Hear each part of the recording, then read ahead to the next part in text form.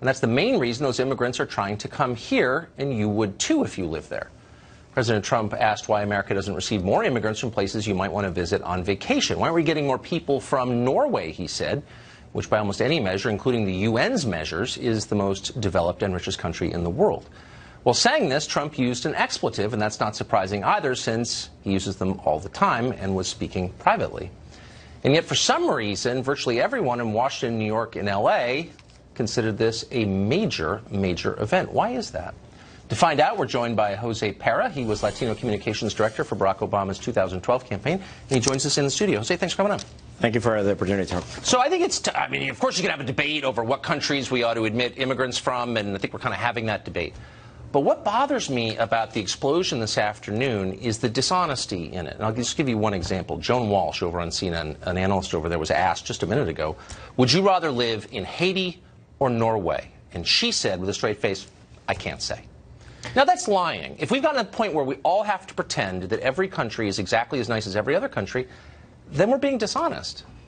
No, it's basically they're talking about, I think the outrage here is about the insult and the expletive that is attached to the people who come from these countries and who are making a life here in the United States, contributing fully to the U.S. right now. They were talking specifically about El Salvador and Haiti, two countries where TPS was recently revoked by the Trump administration. Right. And between these countries, we're talking about the people from those countries. They're contributing close to $170 billion in GDP. Look, but I'm not. I mean, and they're making a full contribution to the economy. It's actually it's a complicated picture. But I agree with you. If you're saying that a lot of the people who come from those countries are good people, of course I completely agree. But the idea that you're not allowed to say that they're pretty crummy countries, Haiti, for example, or El Salvador, I've been in both of them. That's why people are leaving them to come here. So I don't understand what the sin is. You're not allowed to point out that other countries aren't as good places to live as America? Like, what is the problem? There is definitely an issue here, because basically what's happening here is that the president is connecting and articulating the same vision that we saw in Charlottesville. When they're talking about we won't replace you, what the chanters and the marchers were talking about this time, it's the same thing. And it's not the same thing. Look, and it's the same. Slow down. What happened to the whole masses that on the Statue of Liberty that we're talking about? Try and track with me here, okay? The president, from what we know, and maybe he said other things we don't know about, but what we know, he said these countries are crummy places, okay? They're holes or whatever, used profanity.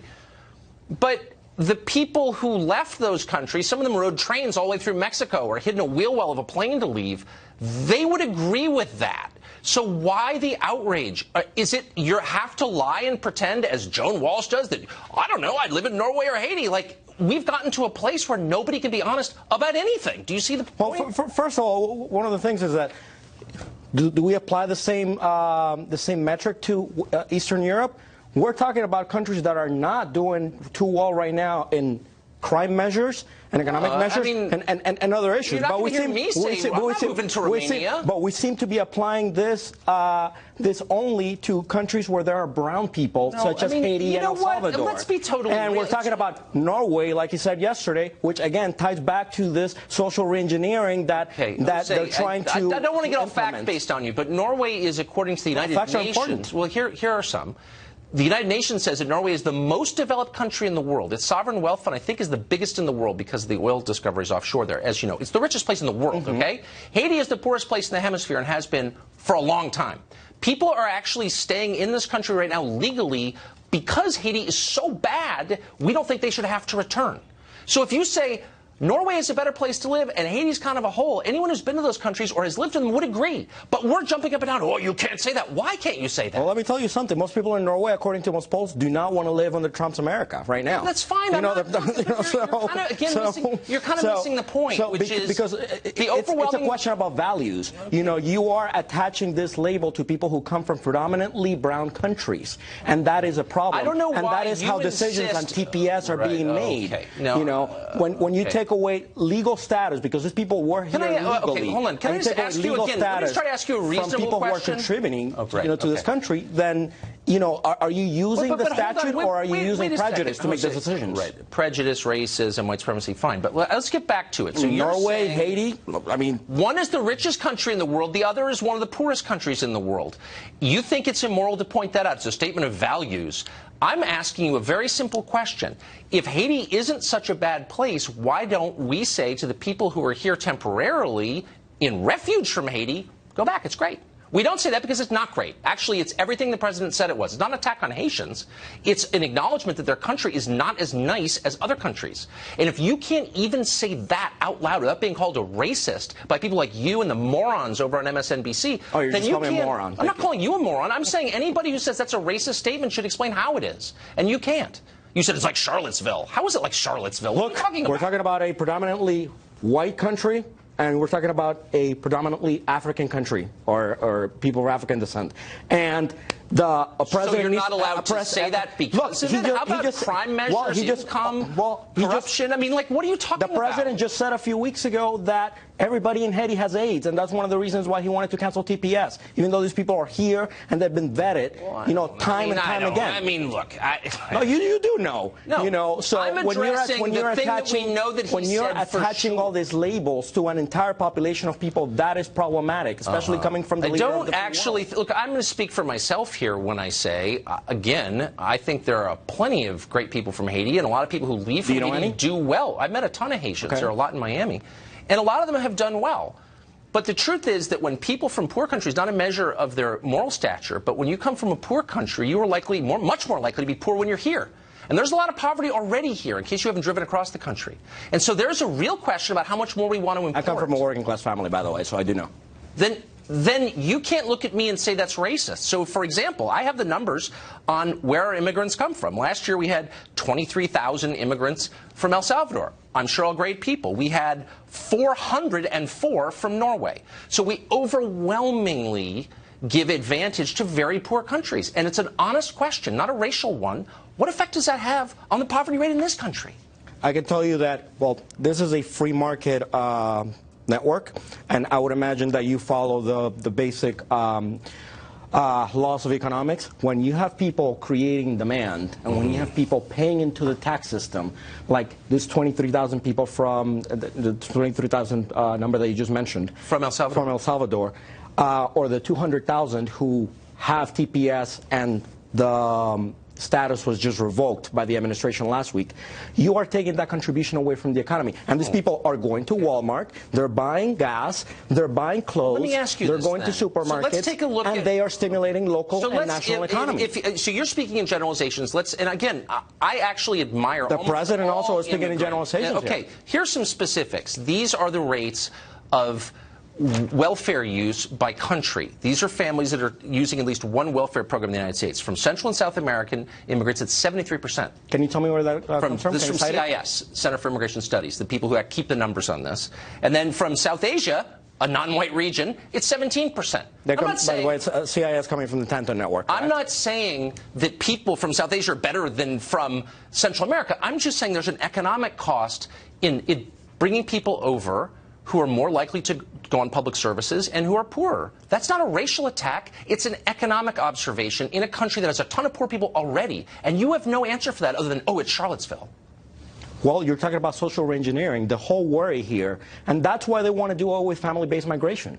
Because family-based migration, it's what they consider is leading to the browning of America, and that's the whole issue here. No, that is your fever dream. I'm throwing some actual economic statistics at you that you can't answer, and you're getting back to the black, brown, white thing. And I'm asking I just gave you numbers on the GDP impact from people from El Salvador and from people from Haiti right now. If people from poor countries are much more likely to go on welfare and make less. Doesn't mean they're bad people, but it means the cost of having them here is higher than people from other regions. That's reality. I've seen other studies that actually say that immigrants are no more likely to go on welfare than I would be fascinated to see that study because it doesn't exist. The rate it does exist. No, it doesn't.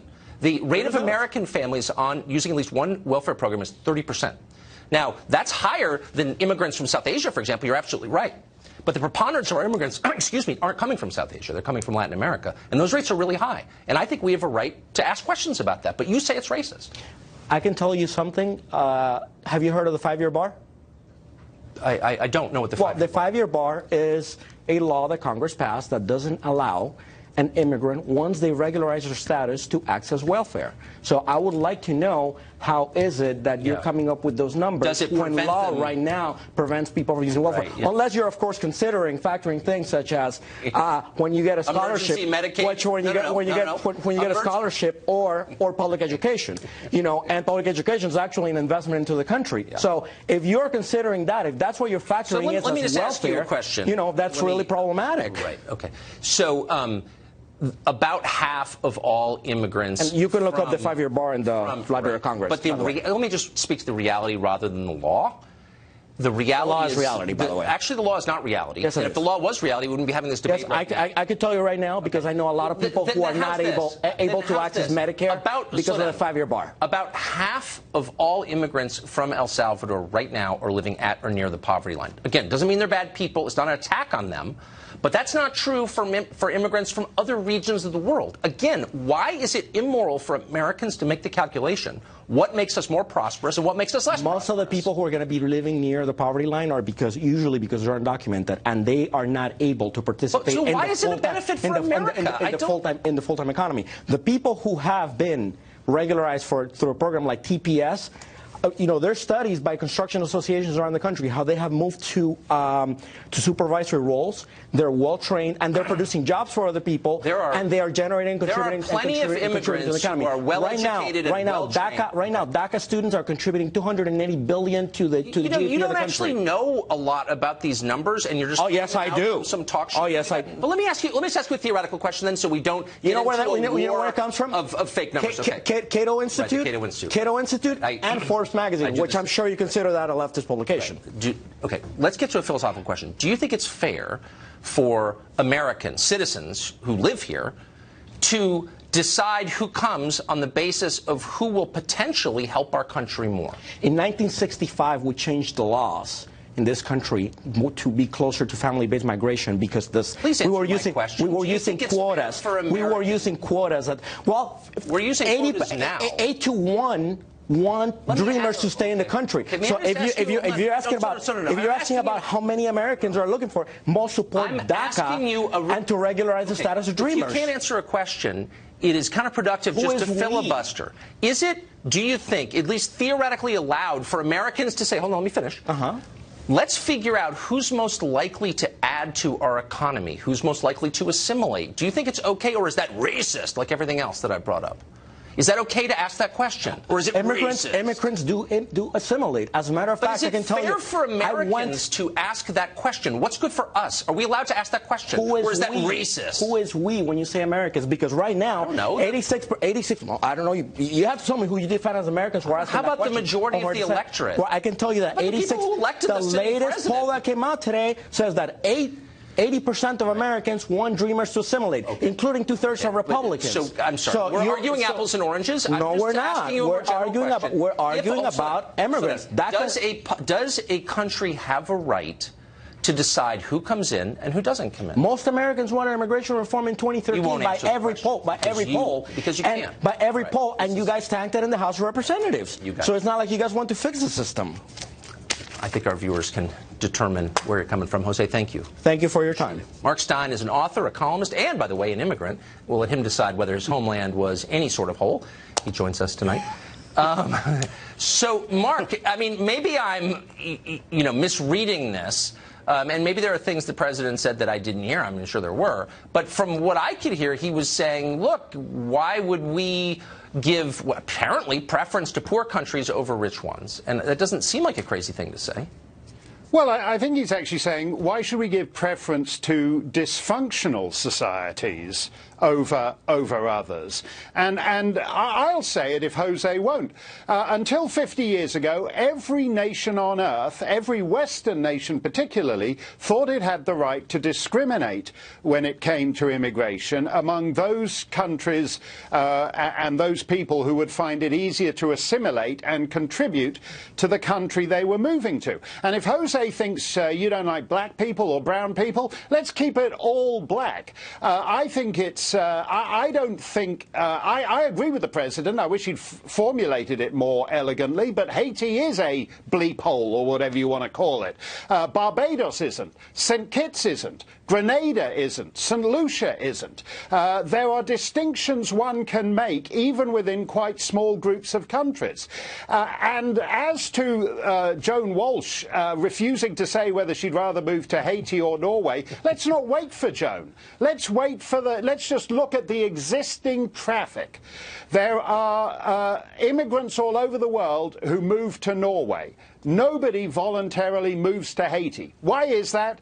Because it's a dysfunctional society, and so are many of the others from which America's present ludicrous immigration system takes newcomers from. So here's my question. So China is the most aggressive colonial power in the world right now, and it's investing all over Africa and all over Latin America and all over the Caribbean, spending $30 billion in Haiti, for example.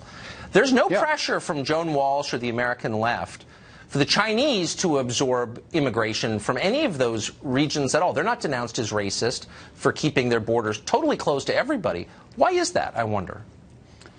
Well, because China is allowed to advance its own interests. So it's bought, for example, a big ton of bauxites in Jamaica, the bauxite industry in Jamaica. Yes. But it doesn't feel that along with that, it has to import a big bunch of Jamaicans to its country. And that is when people get object to what President Trump says. But it actually makes far more sense than if you look at what Pat Leahy said, who just sent out this eunuch tweet in response, bleating, "That's not who we are." It's not enough, actually, just to say, "That's not who we are." And in fact, that's the response to every one of these so-called problems. That's not who we are. Well, they never actually say who we are. They just say, "That's not who we are." And who we are seems to be devolving down into the people who say, "That's not who we are." Everybody else, China, Haiti, Norway, is allowed to be who we are and act as a nation in its own national interests, including on immigration policy. Yeah, well, I think China could use a little more diversity, so we'll be pushing for that in future weeks. Thanks a lot, Mark. Appreciate it. Exactly. Thanks, Tucker. Senator Lindsey Graham had some uncharitable words for this show and anyone who believes in real borders. Of course, he refused to join us, but we'll respond anyway next.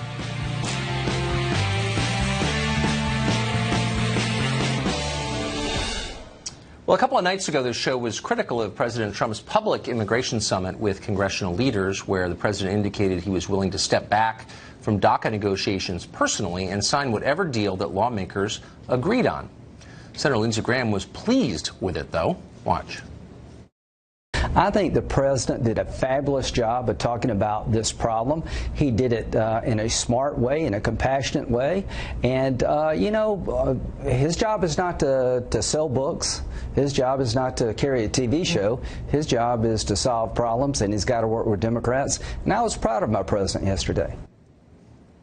Selling books. As if we could ever rival Senator Lindsey Graham for cynicism. We never could. And for the record, we never say anything on this program we don't sincerely believe. Can Lindsey Graham say the same? Chris Kobach is Secretary of State for Kansas, and he joins us tonight. Mr. Kobach, thanks for coming on. My pleasure. Thanks for having me. So I'm concerned because what we thought was never going to happen again appears to be happening, and that's the leadership of the Republican Party basically ignoring what its own voters want in favor of a deal that, again, fails to seal the border and give us actual security and the right to choose who comes here.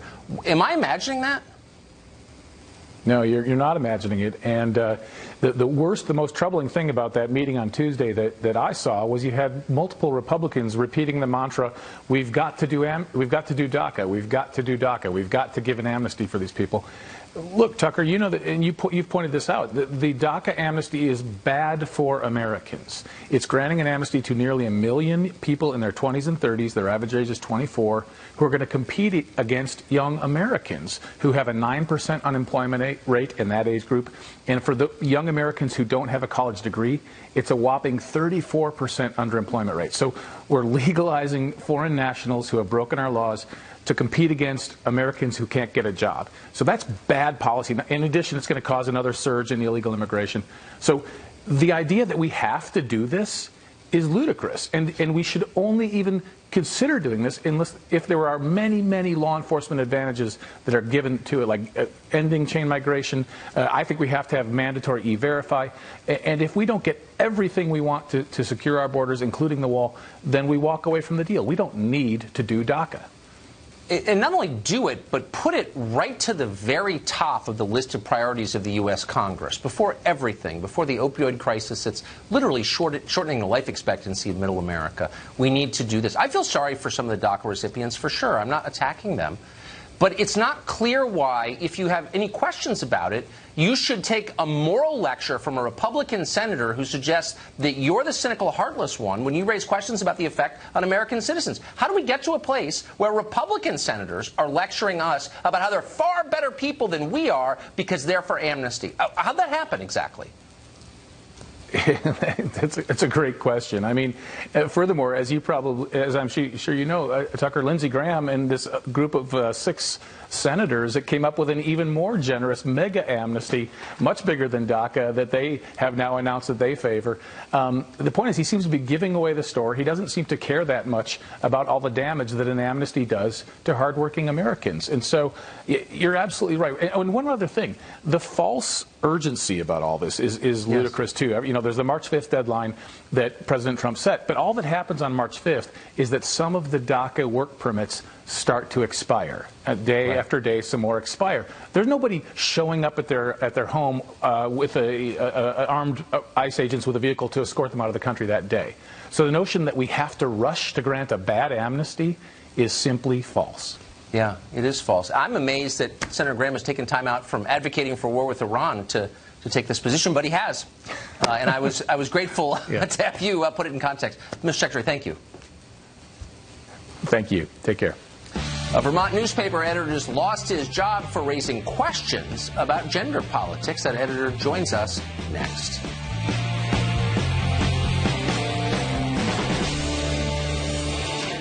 It's increasingly clear that corporate America is now the left's ideological enforcer. It couldn't be clearer, and it's not just happening in Silicon Valley. Until this week, Dennis Finley was an editor at the Burlington Free Press in Vermont, but the Gannett media giant unceremoniously fired him this Tuesday after he tweeted questions about a Vermont proposal to create a third gender option for driver's licenses. Why'd they do that? Well, Dennis Finley joins us tonight to answer that question. Dennis, thanks for coming on. Thanks, Tucker. Thanks for having me. So the reason I want to talk to you is I was sincerely, I'm not just saying this rhetorically, a little bit confused by your firing, since you didn't attack transgendered people. You didn't even attack the idea of a third sex on the driver's licenses from the tweets that I saw. But you asked questions to somebody else on Twitter. I didn't understand how that was out of bounds. Well, I believe, Tucker, it was out of bounds because I didn't agree with it. I think it's as simple as that. There's a powerful contingent of speech police out there. This is an extremely liberal state, progressive state, and I kind of galvanized them unwittingly, and it went on all through the weekend, and they didn't want to stop until they had my head on a platter, and they finally got it on Monday evening. But you say Vermont is liberal, but there's nothing liberal about taking a man's livelihood away because you disagree with him. That's not liberal. That's something else. Well, you'd have to ask them, but I think they think it's a feather in their cap anytime they can get rid of somebody who disagrees with them. I think that's what's going on here. But you're a journalist and have been for a long time, and isn't a kind of key tenet of journalism that you get to say what you think is true? The truth is a defense. Truth is a defense. You get to say what is true, but in the age we live in, our companies, a lot of media companies say that we're supposed to be objective, impartial, et cetera, et cetera. I want to ask questions. I want to raise questions and raise issues because I think there are a lot of things going on that we have to ask questions about. And putting a third gender on a driver's license is something that I thought we should ask a question about. So someone on Twitter said something to the effect, I think this is great or courageous, and you said, why is it great and courageous? Courageous. Correct. And I believe that if I had said, that is great and courageous, awesome, that's great, I don't think we'd be having this conversation here today, Tucker. So the question really isn't about objectivity. They're not asking you to be objective. They're asking you to toe a very specific line. Of course. They're asking me to toe the line. They're asking me to agree with them. And they're asking me to, they're holding my feet to the fire to make sure that the orthodoxy wins out. And this time, they held my feet to the fire until my company said that that's enough, you're fired. Do you see this as a trend? It's something that I've begun to notice where big companies have become the heavies for the cultural left. You think of big companies as conservative, but all of a sudden they're the ones who seem to be enforcing orthodoxy. Is that my imagination? No, I don't think it is. I think big companies, a lot of big media companies are more or less encouraging the left. I believe that they, I don't think that they're objective. I don't believe that they want debate. I think they want us to conform to the prevailing ideology that's out there. And the prevailing ideology that's out there is leftists. And when the leftists take you on, they're big in number, and people are afraid to say anything against them. So they often win. They won a little while ago here in Vermont when they shouted Charles Murray off the stage in Middlebury when he tried to give a speech. That was on your show. I know. So, yeah, it's hard to disagree with them. Or they take your job away. And here we are in the middle of the winter, and you're in Vermont, and you got no job. So our prayers are with you, Dennis. Good luck. Right. I hope you find something. Thank you. Thanks. Have you heard? UFOs may actually be real, for real, and the Pentagon spent millions of dollars investigating them. We're not insane. These are facts. We're going to talk to an actual journalist who's been working on that for a while and who exposed that secret program in the New York Times. Stay tuned.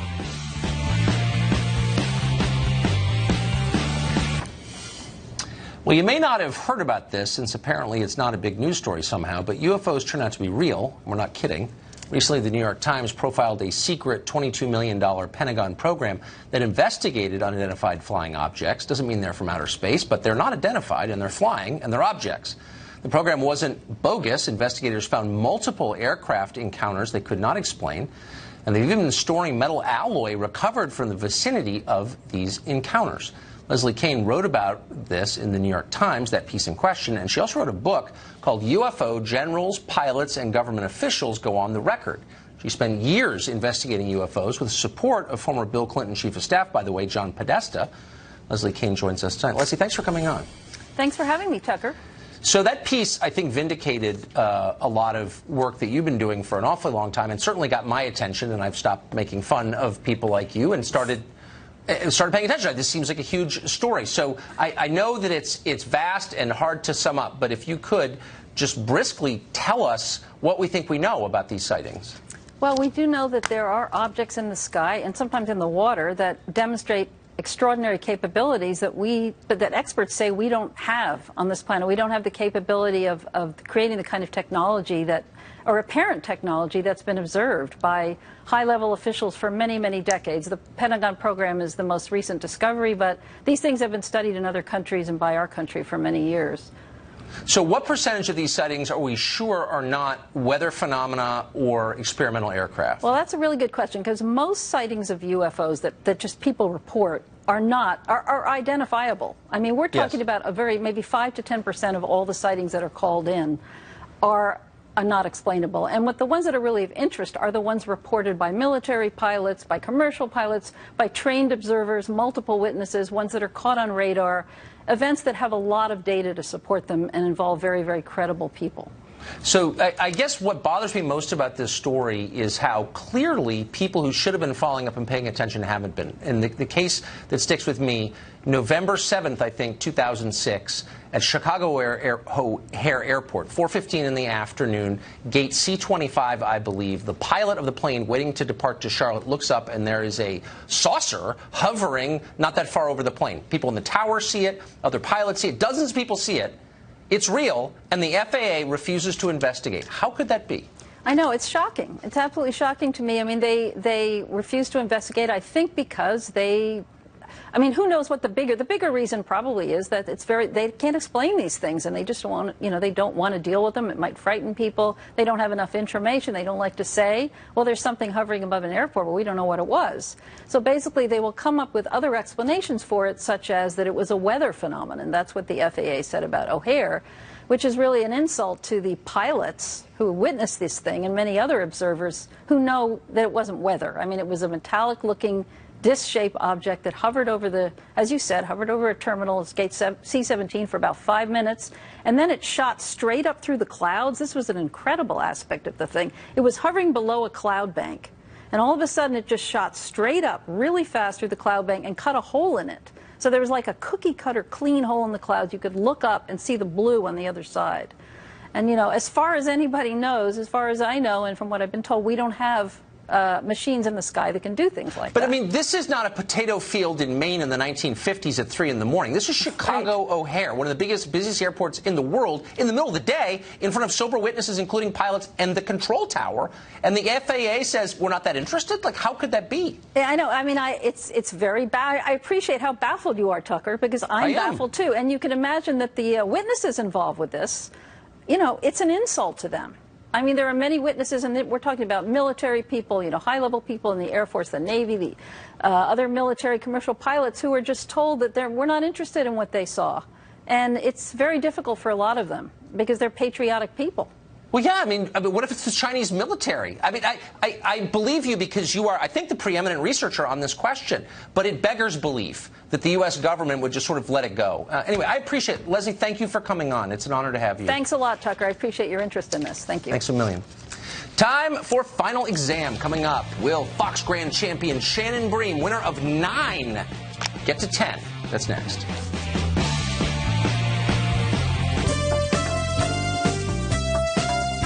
Well, your prayers have been answered. It's time now for Final Exam, where we see which news professionals have been paying attention to the news. And we do that by pitting them against one another in a best-of-5 news quiz. Shannon Bream, as you well know, has entrenched herself as the master of Final Exams.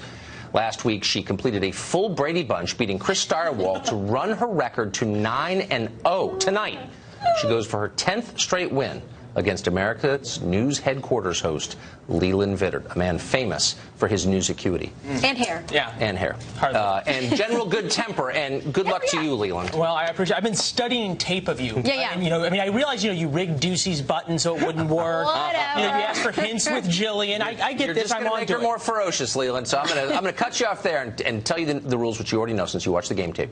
Hands on buzzers. I ask the questions. The first one to buzz in gets to answer that question. You have to wait till I finish asking it in order to answer. Every correct answer is worth a point. If you get it wrong, you lose a point. Best of 5 wins.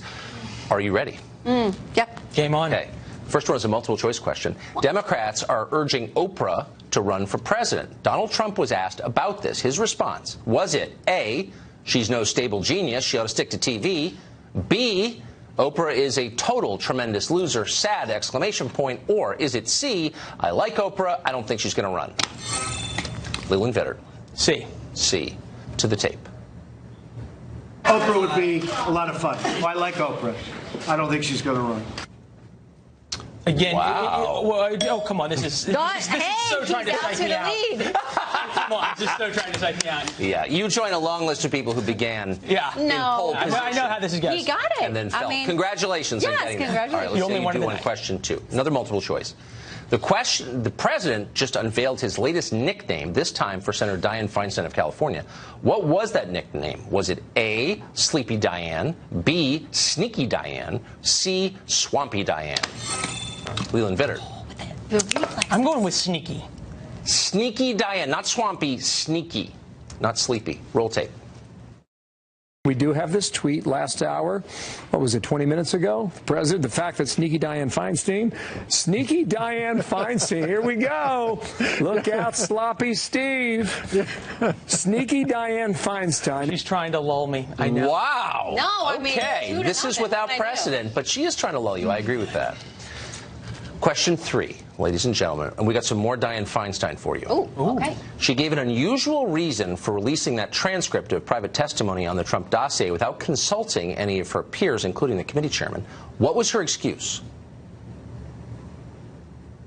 This is where Shannon asked for hints. What was Dianne Feinstein's excuse? She did it unilaterally. She didn't ask the ranking Republican. She just did it. And she said, but I did it because... I was off that day? It's a medical issue. That's our first hint. It's something you can catch on the subway. Narcolepsy? I'm up by 2. I feel Or like I can't from your child. Leland Vittert. I'm going to just guess here based on the hints. A cold? A cold. Cold, flu, some type of... Cold is the answer, and we will see if the tape ratifies it. I don't make an excuse, but I've had a bad cold, and maybe that slowed down my mental facilities a little bit. Here you go. There you go. That class in deductive reasoning paid off. The answer was not narcolepsy, though close. Well, yeah. I mean, you can catch that on the subway. I've caught it on the subway. I don't laugh about narcolepsy. Okay, next question. Again, can I ask the rules here? It's best of 5, right? Right. It's so best I mean, of you're 5, but an incorrect answer puts you in down a point. Yeah. Okay. So anything can happen. It's a dynamic game. Yeah. And I wouldn't count your points until they're final. Okay. All right? Thank you, Professor. Another multiple choice. Americans still thawing out from intense cold weather. One place in the United States was colder than the surface of the planet Mars.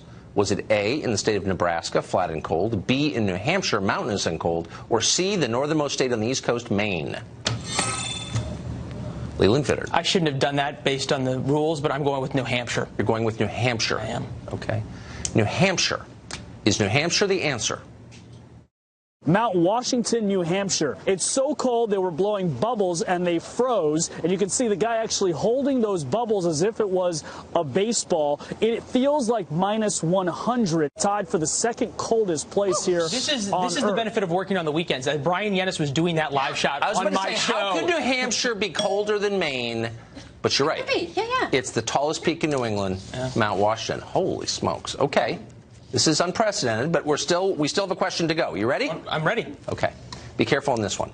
An iconic soda brand is making a desperate attempt to appeal to millennials, young people, by unveiling new flavors, ridiculous ones like feisty cherry, zesty blood orange, and twisted mango.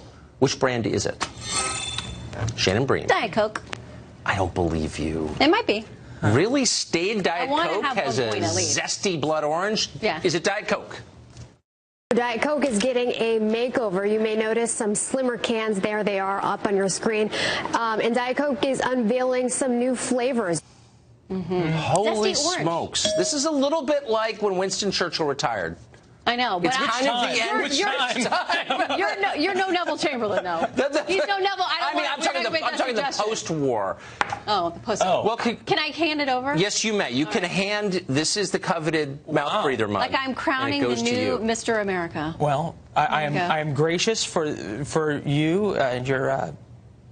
You're speechless. No, that's okay. That's if you need to borrow the other 9 to make a complete set of 10, I'm set happy this up as I was going to lose. I didn't even have an acceptance speech written. You got to be prepared. I was hassling you in the men's room earlier. Congratulations to you, Leland Vittert. Shannon Bream, you've been a fierce competitor, a terrifying competitor. Looking forward to Congratulations. Thank you. 9 in a row. Congratulations. I'm going to retire now. No. You have to go for 9 now. Pay attention to the news all week, every week, and we'll be back next Thursday with another news quiz. We'll be right back.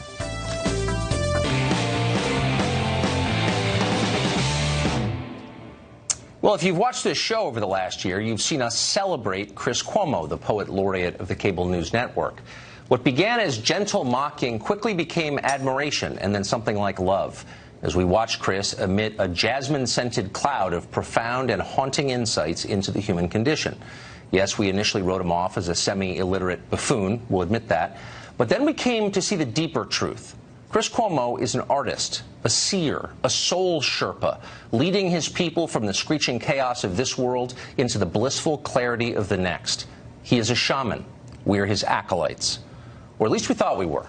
Now comes the disturbing news that Chris Cuomo is claiming to be something else entirely.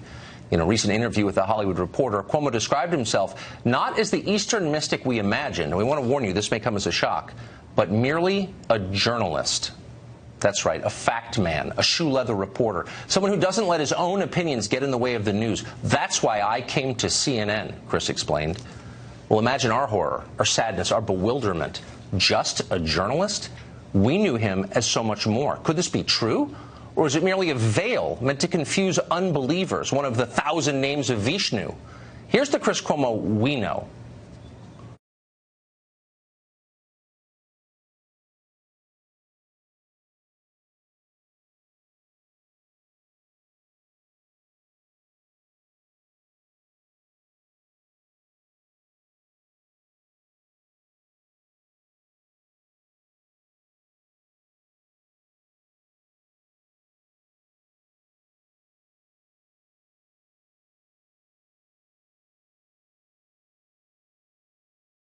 The hashtag stand firm. Please use it. Just a journalist indeed. You're so much more than that, Chris. With abs like that, don't sell yourself short. That's it for us tonight. Tune in every night at 8 to the show that is the sworn enemy of lying, pomposity, smugness, and especially groupthink, trying to tell the truth in a world that demands lying. DVR it if you know how that works.